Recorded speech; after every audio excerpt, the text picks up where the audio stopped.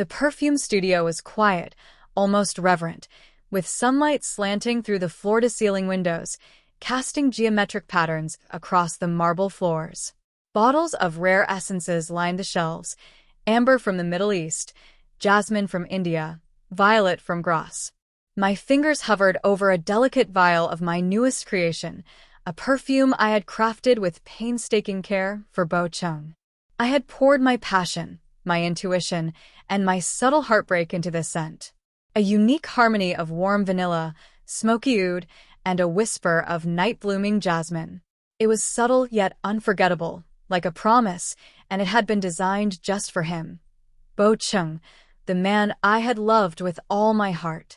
A week later, I was wandering through a high-end mall, checking on one of my boutique stores, when a familiar scent hit me. My scent. The perfume I had designed exclusively for him. I froze. The notes were unmistakable: velvety vanilla, smoky oud, and a delicate jasmine heart. My stomach twisted.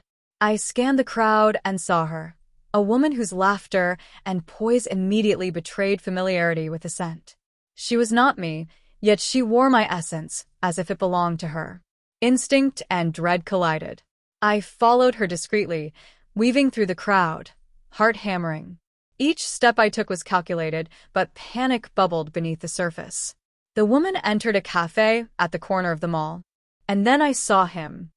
Cheng. He looked up, smiling warmly at the woman as he slid into the seat across from her. The words he spoke cut through me like a blade. "I made this scent just for you," he said, his hand brushing hers lightly. My knees nearly buckled. I leaned against a pillar, gripping it to steady myself. My vision blurred, my carefully cultivated composure shattering. My perfume, my art, my creation, my love, was being used to seduce another woman. For a long moment, I simply watched. The woman laughed, and Cheng's hand lingered over hers a fraction too long. I felt my chest tighten, every heartbeat a hammer. It wasn't just betrayal, it was violation. My creation, my soul poured into olfactory form, had been taken, twisted, and weaponized against me. A sharp, cold fury ignited inside me. My mind raced through memories of late nights blending essences, refining accords, and imagining the joy on his face when he first smelled it. Every memory now tasted bitter, every dream of love tainted. I whispered to myself, barely audible, "You used me, my work, my heart, and you think I won't notice?" The woman's laughter broke through my thoughts. Cheng leaned closer, speaking in that familiar, soft tone I had once adored. And in that moment, the woman became an emblem of everything I had lost.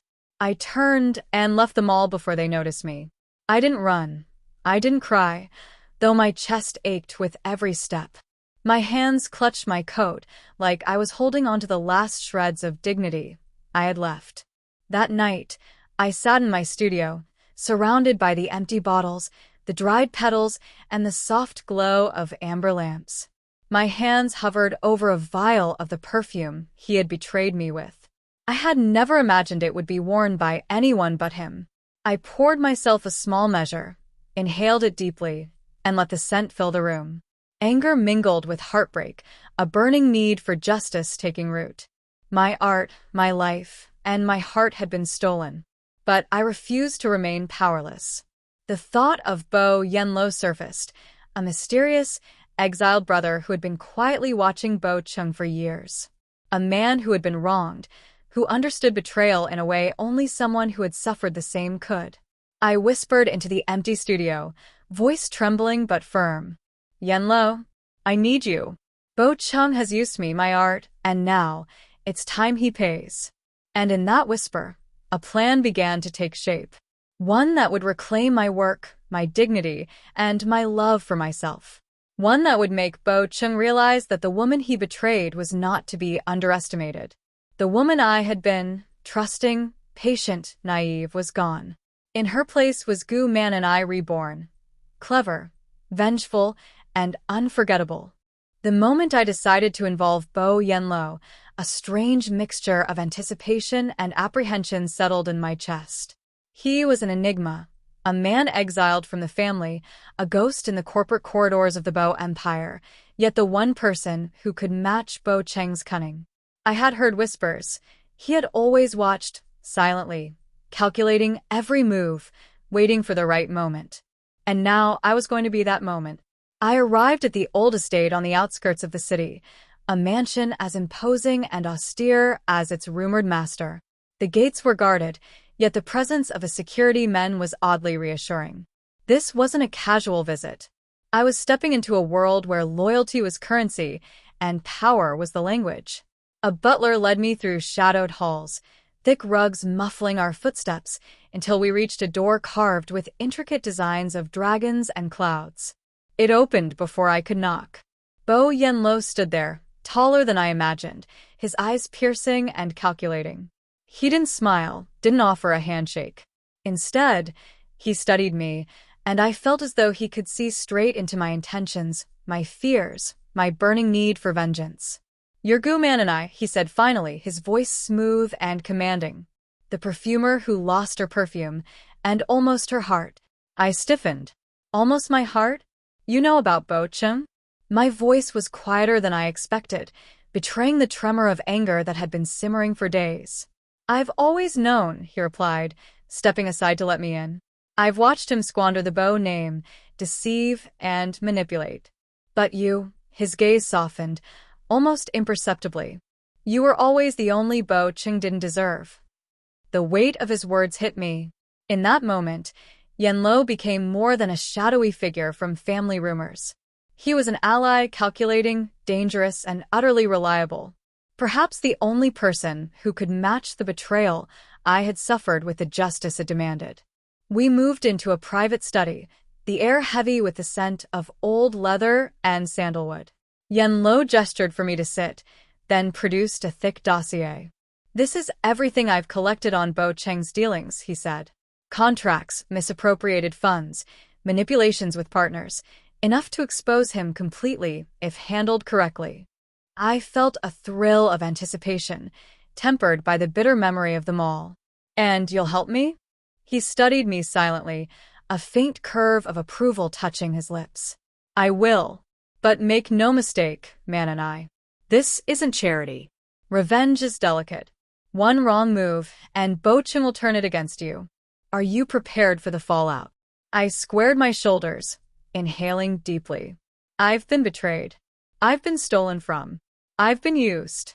I'm prepared to do whatever it takes." Yenlo's eyes glimmered with something I couldn't immediately name: approval, respect, perhaps even admiration.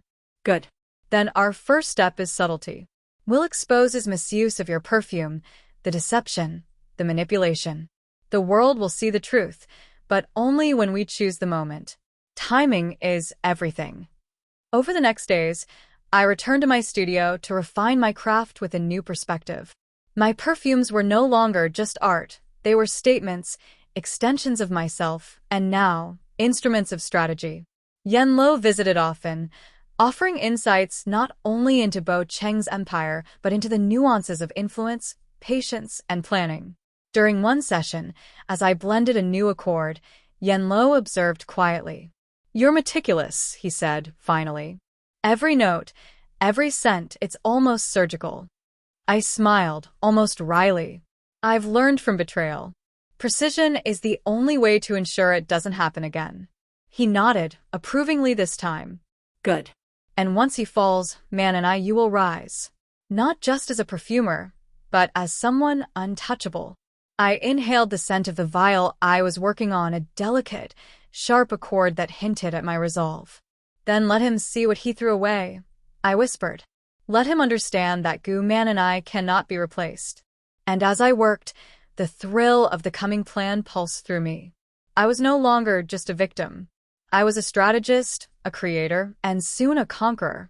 The days that followed were filled with careful observation, delicate planning, and an almost obsessive attention to detail. Bo Cheng had made one critical mistake. He underestimated me. My creations were more than just fragrances. They were extensions of my mind, my precision, and now my strategy. I intended to use them as weapons, subtle yet undeniable. Yenlo became my constant guide. He taught me the art of patience, showing me how even a whisper, a scent, a trace could be enough to ignite suspicion and unravel a man's carefully constructed image. Revenge is like a perfume, he said one evening as we worked together. It must be subtle at first, then gradually fill the air so that everyone notices, yet no one can pinpoint the source. I nodded, inhaling the new blend I had created, a sharp citrus top note that hinted at my intellect, a floral heart representing my passion, and a dark, lingering bass that whispered vengeance. Then let it fill the air, I said, determination firm in my voice. Let him realize, slowly, that he has lost everything that mattered. The first stage of the plan involved subtle exposure. I arranged for my unreleased perfumes, including the one Cheng had stolen, to be sent, anonymously, to key figures in the Bo Empire. The goal wasn't merely to expose him. It was to make him uncomfortable, to make him feel observed, to instill a slow-burning dread. Yenlo watched over every step. Do not rush him, he said. Let him discover your fingerprints on his life. Let him inhale the scent of his betrayal without realizing it came from you. The moment of first impact came when a trusted associate of Cheng remarked on the unmistakable scent. Cheng, is that Mananai's new perfume? The man asked, visibly surprised. Cheng froze, masking a flicker of panic with a forced smile. My satisfaction was quiet but profound. Later that night, Yenlo and I convened in the studio, the city lights casting sharp angles across the room. Did you see him flinch? I asked, savoring the memory. I did, Yenlo replied. And he will continue to flinch until the final reveal. Remember, Man and I, it's not just about anger, it's about precision. Every move, every scent, every detail matters. While the exposure worked subtly, I also began preparing my public reclamation. I held exclusive events at my boutique, inviting industry figures, journalists, and influencers under the guise of showcasing my latest collection. Every perfume I displayed told a story of innovation, passion, and, most importantly, of Cheng's betrayal. I noticed Yenlo standing quietly in the back of the gallery one evening, his eyes scanning the crowd as though he could predict every thought. He will not escape this, he said quietly, almost to himself. I poured myself a glass of champagne and allowed the scent of my latest creation to fill the room. He never should have underestimated me, I whispered, inhaling deeply. He stole my love, my art, and now, everything he touches will remind him of that theft. Cheng predictably noticed. Within days, messages began trickling in, veiled threats, desperate attempts to regain control, and subtle attempts to charm his way back into influence. Every time he made a move, Yenlo and I were prepared. Our strategy was precise. His arrogance would lead him to expose his own misdeeds further. I leaned back in my chair, inhaling the sharp, lingering scent that now permeated the room. He's playing into our hands, I murmured. Every mistake he makes brings us closer. Yenlo smiled faintly. Good. Let him realize that the woman he thought he could manipulate is now orchestrating his downfall. And when he finally falls, it will be absolute. By the end of the week, Cheng's cracks were visible to all who knew him. Suspicion followed him like a shadow, whispers spreading about misappropriated assets and questionable dealings. And all the while, I continued to refine my perfumes, each one a subtle instrument of strategy, power, and poetic justice. I inhaled the scent of my newest creation, feeling a dark thrill run through me. I was no longer simply Gu Mananai, the perfumer who had loved and been betrayed. I was Gu Mananai reborn, clever, unstoppable, and utterly lethal. The weeks of careful observation, calculated placement, and strategic scent manipulation had finally begun to bear fruit. Cheng, once so confident and untouchable, now moved with a subtle hesitance I hadn't expected. He was still charming, still practiced in deception, but cracks were forming. And every crack smelled faintly of my signature perfume. I watched from the shadows of my boutique during a private viewing, carefully observing his interactions with associates. Bo Cheng's forced smiles and nervous adjustments betrayed him more than any whispered accusation could. I allowed myself a small, satisfied smile. Every gesture he made was feeding the narrative we were constructing. Yanlo appeared silently beside me, his presence commanding yet unobtrusive. "He's aware of something," he murmured, voice low. "He can smell it everywhere, your scent, everywhere he goes. And that unease will grow until it consumes him." I inhaled deeply, letting the subtle notes of my newest creation fill the air. "It's intoxicating," I admitted. "Not the perfume, his panic." He raised a brow. "Do not mistake satisfaction for victory yet. Victory comes when the world sees him for what he truly is. Our work is only halfway complete. The next stage involved carefully orchestrated leaks to the media and industry insiders. I ensured that my perfumes, particularly the stolen creation, were seen in contexts that would draw attention and stir curiosity. Influencers remarked on the unmistakable scent. Journalists began asking questions about exclusivity, and whispers began circulating about Bo Cheng's misuse of proprietary creations. The first public confirmation of his recklessness came from a seemingly casual social media post. A fashion blogger tagged him in a photo, commenting, "Bo Cheng's latest gift smells eerily like Mananai's unreleased perfume." Within hours, the post went viral, and speculation ran rampant. Bo Cheng's reactions were immediate but uncoordinated, an awkward explanation here, a half-hearted denial there. Every move he made was another misstep, carefully recorded and observed by Yanlo and me. In the quiet of my studio, Yanlo and I reviewed the evidence of his growing panic. "He's beginning to understand," he said, eyes dark and intense. "He realizes that the woman he wronged is orchestrating this. Soon, he will realize the scale of what he's up against." I nodded, savoring the tension. He's arrogant. He never anticipated being outmaneuvered by someone he considered beneath him. And that arrogance, it will be his undoing. We spent hours refining strategies, discussing which perfume would appear where, which subtle hints would reach just the right ears. Each scent became a vector of influence, each encounter an invisible thread pulling the web tighter around him. One evening, as the city lights flickered through the studio windows, I caught myself smiling in the reflection of a glass bottle. "I never thought I'd feel this powerful," I admitted softly. Yanlo's gaze softened, almost imperceptibly. "You always had this power," he said. "You just never realized how to wield it until now. And with every move, the man who betrayed you will crumble. Not just because of evidence, but because he underestimates you at every turn." I inhaled the delicate blend of jasmine, amber, and oud swirling in the studio. It was intoxicating, but this time, it wasn't just perfume. It was triumph in olfactory form. By the end of the week, the first major confrontation approached, a gala where Bo Cheng planned to showcase the Bo Empire's latest acquisitions. I attended under the guise of a perfumer unveiling new collections. My scents were subtly present in the air, unnoticed by most, but affecting Bo Cheng's every interaction. His confidence wavered, his charm faltered. Guests whispered, noticing the familiar fragrance, connecting dots he could not control. Yanlo appeared beside me, his presence grounding yet thrilling. "He will crumble tonight," he whispered. "Every eye will see the man who betrayed you for what he truly is."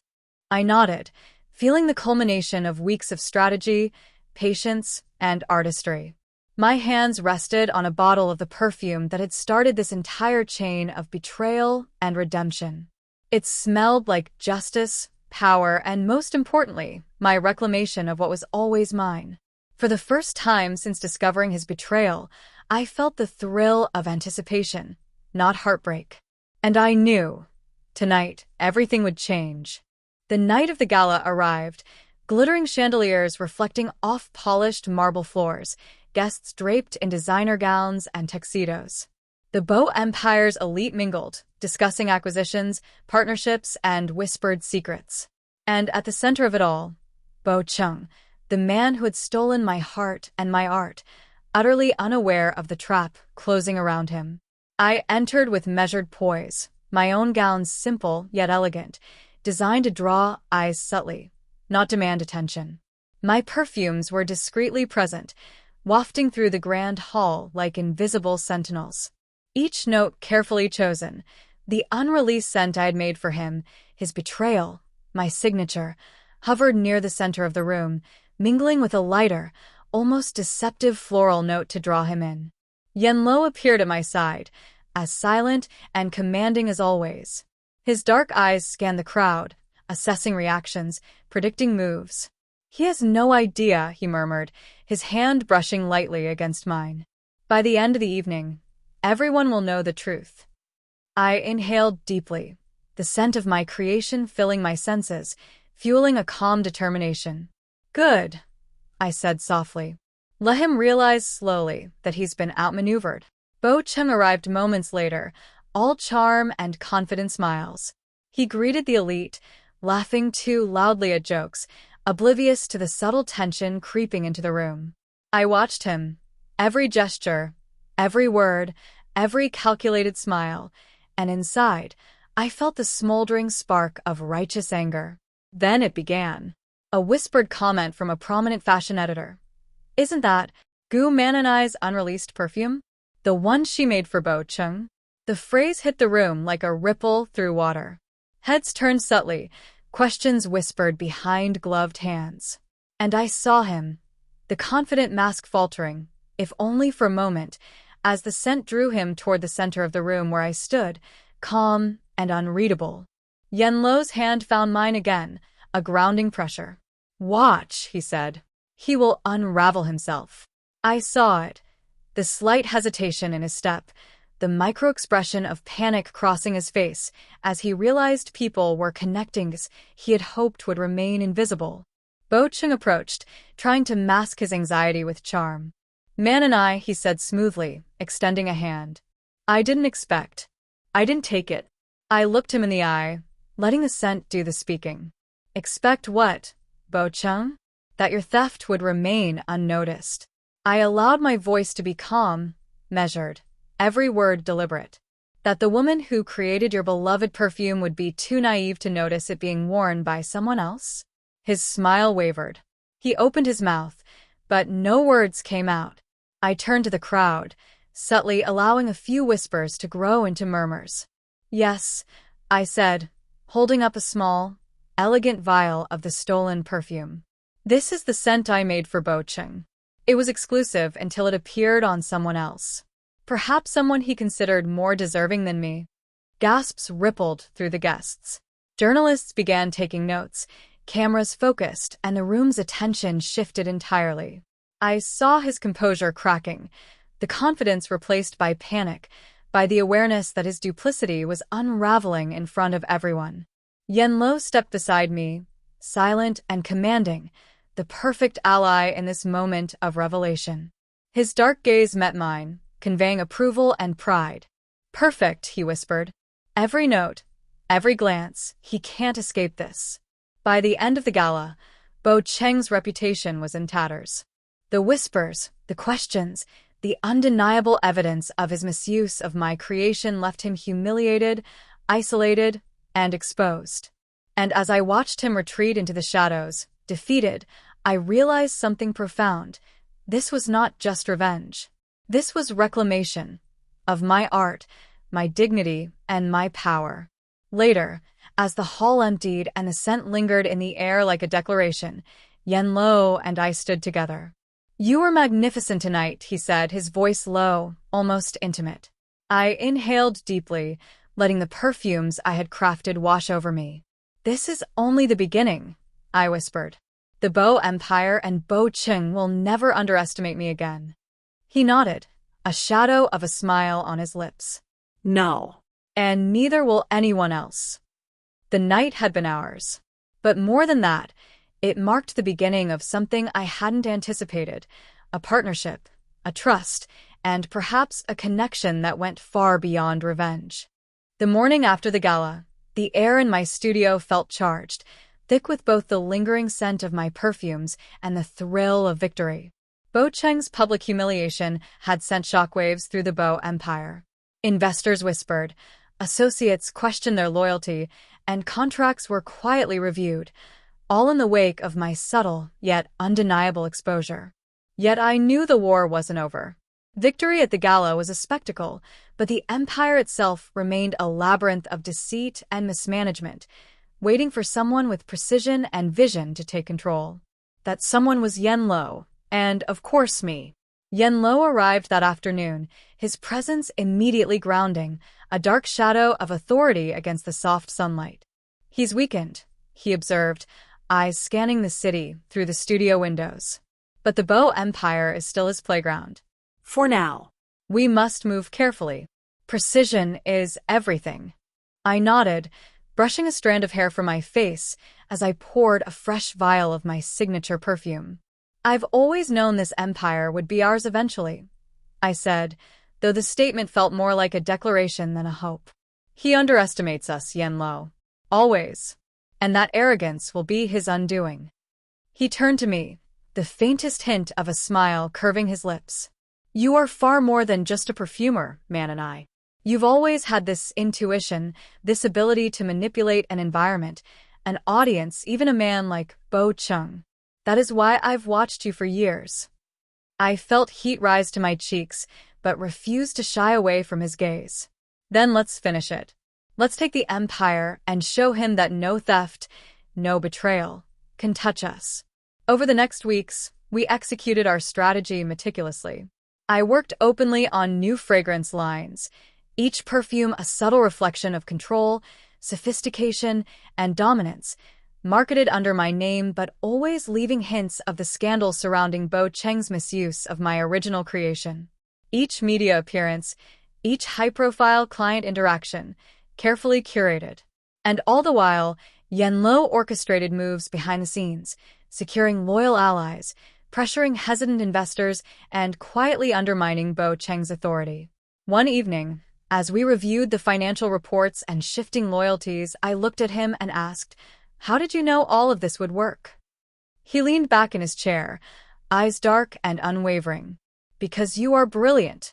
Because I know Bo Cheng's weaknesses better than he does. And because I've watched you grow, Man and I. You are precise, patient, and unrelenting, the perfect partner to execute this plan." Our partnership deepened, and yet, a subtle tension lingered beneath the surface. Yen Lo was meticulous, almost cold in his efficiency, yet there were moments, rare and fleeting, when his gaze softened, when his presence felt protective rather than strategic. One night, after a particularly long day of reviewing contracts and monitoring Bo Cheng's increasingly desperate moves, he remained behind in the studio. "You should rest," he said, his tone gentler than usual. "You've done more than anyone could ask." I studied him, noting the faint shadow of fatigue under his eyes. "I can't rest yet. There's still so much to do, so much to reclaim." He stepped closer, the faintest brush of his hand on mine. "And yet, some victories require more than strategy. They require trust." "I've always trusted you, Man and I." "Let yourself accept that." My breath caught. For the first time, the unspoken connection between us felt tangible, and I realized that my alliance with Yen Lo was evolving into something more profound, a bond forged through shared ambition, respect, and the understanding of each other's pain. By the end of the week, the final moves were in place. Bo Cheng's remaining influence had been neutralized, allies had turned, contracts had been reassigned, and the Bo Empire's control was quietly shifting into our hands. And yet, as we stood together in the quiet of my studio, inhaling the subtle sense of victory, I felt a thrill beyond professional triumph.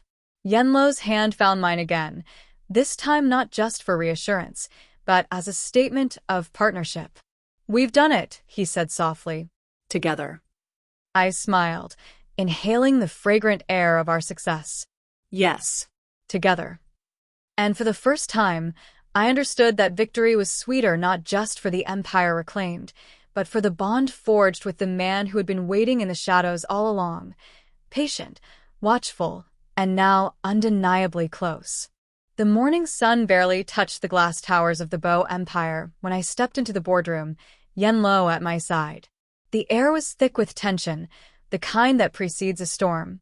Today, Cheng would face the consequences of every lie, every theft, every betrayal. And I would be there to witness it.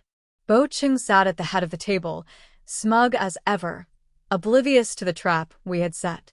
Man and I, he said, voice casual. I didn't expect to see you here. Surely you have better things to do than. I cut him off with a cold smile. Better things? Cheng, I think you underestimate me. Every move you've made, every ounce of deceit, has been documented. And today, the truth comes to light. His brow furrowed slightly, but he masked it quickly with a forced chuckle. Truth? You think a few whispers and rumors can undo decades of work? Yanlo leaned forward, eyes sharp and commanding. Not whispers. Evidence. Contracts, emails, financial records, all your manipulations traced back to you. He let the words linger, watching Cheng's mask slip. I could see it then, the first flicker of panic in his eyes. He was trying to compose himself, to regain the arrogance that had always been his shield, but it faltered under the weight of our preparation.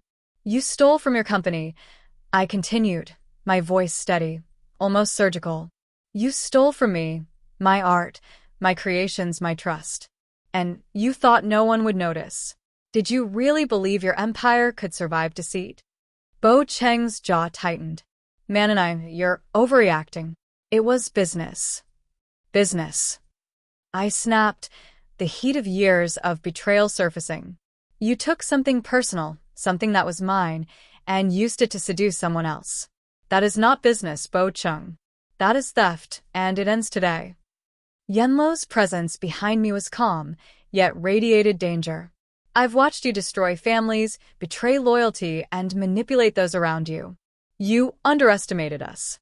But now, everything is exposed. There is no escape. Cheng swallowed hard. The arrogance, the charm, the casual superiority, all gone. You'll ruin me? I shook my head, the faintest smile on my lips. No, Cheng.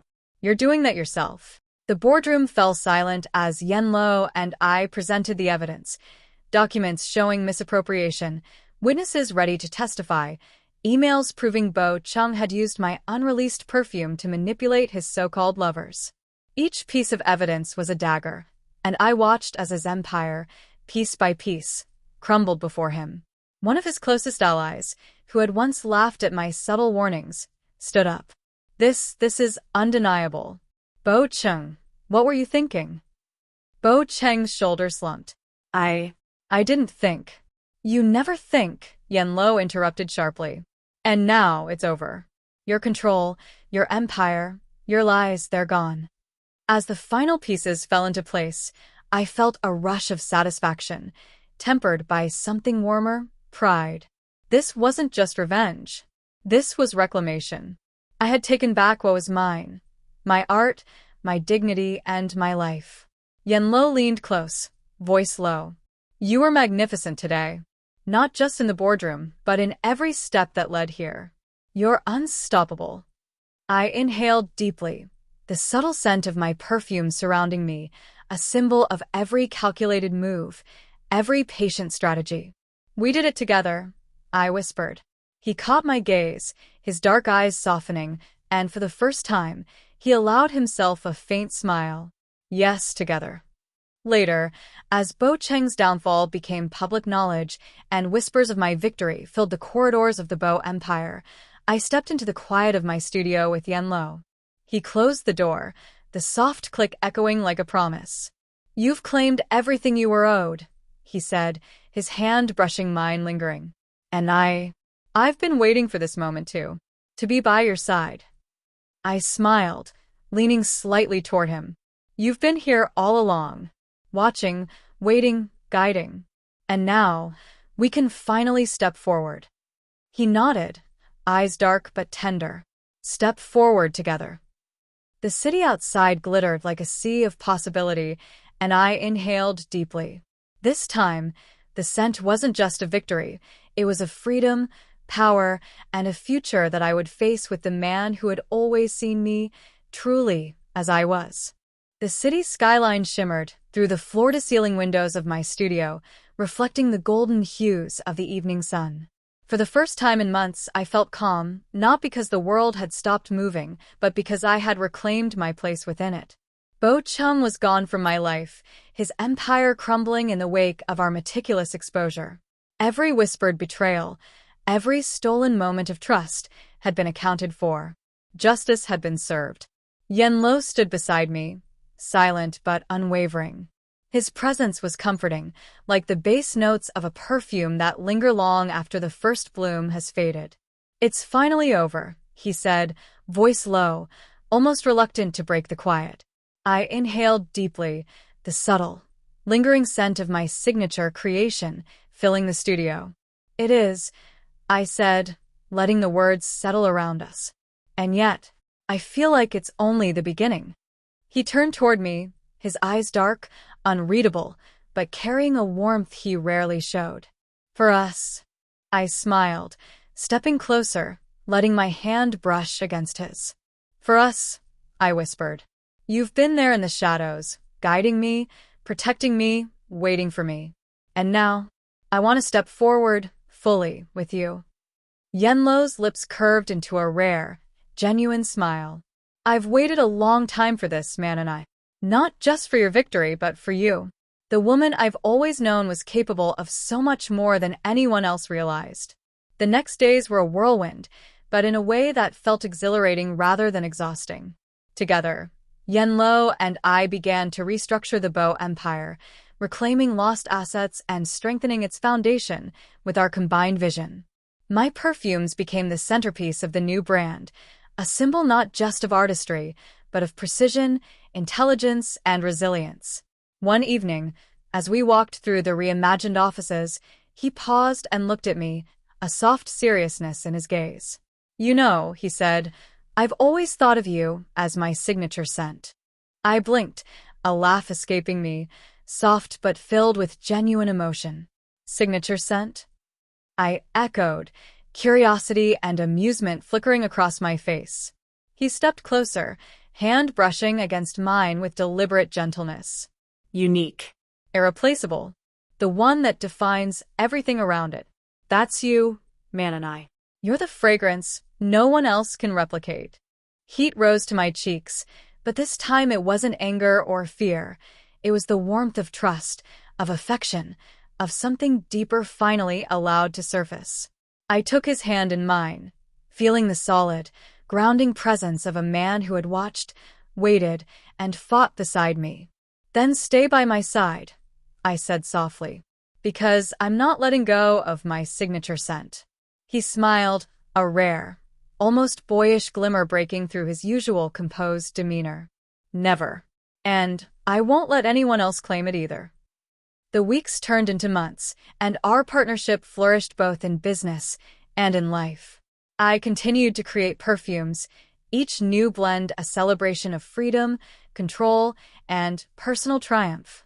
But more than that, I began to enjoy the subtle intimacy of shared mornings with Yenlo, the quiet understanding that came from years of watching and waiting, of loyalty and silent affection. One night, as we sat in the studio surrounded by vials of amber, jasmine, and rare oud, I whispered, "Do you ever think about the past? About him?" Yenlo shook his head slowly, a faint smile playing on his lips. "The past is a scent I've already neutralized. It lingers only to remind us how far we've come. You and I were the present now, and the future." I leaned against him, inhaling deeply, letting the faint perfume of my newest creation mingle with the warmth of his presence. "Then let's make this future unforgettable," I said. He pressed a gentle kiss to my temple, quiet but full of promise. "We already have, man and I, and it's only just begun." The city below sparkled like a tapestry of possibility, the scent of victory and love mingling in the air. My journey from betrayal to reclamation had been long, but in its wake, I had discovered my power, my resilience, and the man who would always be by my side. I closed my eyes, inhaling the air around me. This time, the scent wasn't just of perfumes or strategy. It was of freedom, loyalty, love, and triumph. I was man and I, reborn, unshakable, and finally, completely whole. And with Yenlo by my side, I knew that whatever the world threw at us next, we would face it together, stronger, unstoppable, and undeniably ours.